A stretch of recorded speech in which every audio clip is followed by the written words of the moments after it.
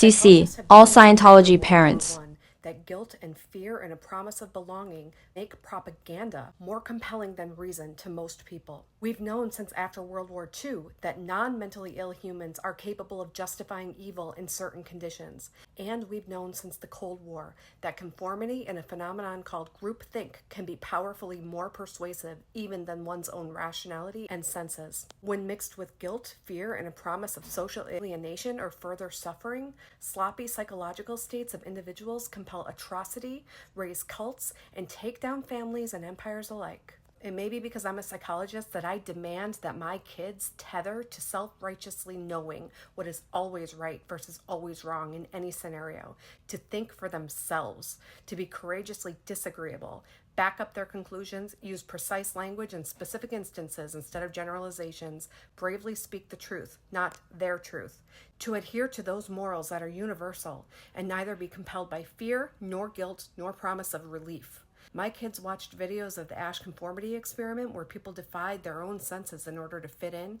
They watched videos of the Stanley Milgram experiment where regular people inflicted pain on other people simply because they blindly obeyed authority without thinking for themselves.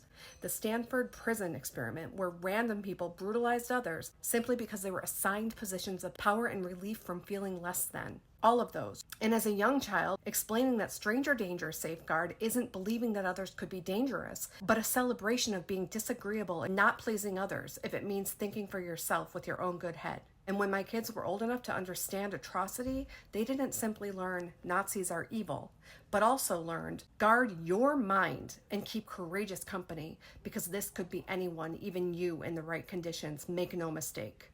As an agnostic, open to whatever, but nothing proven to me yet, maybe I psychotically cling to this obstinate, courageous psychology as a sort of religion. Maybe it's all that I believe will save us.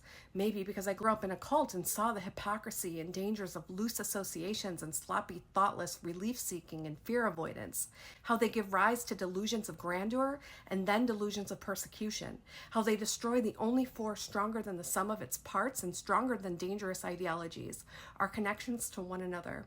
Or maybe it really set in when I worked in prisons and my clinical supervisor said, "You can't be wrong, Angelica, but you can't be sloppy. Back up your conclusions precisely," every time I handed in a report.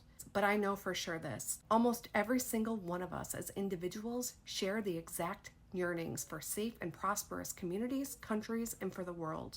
And we can only begin to approach that when we're courageous.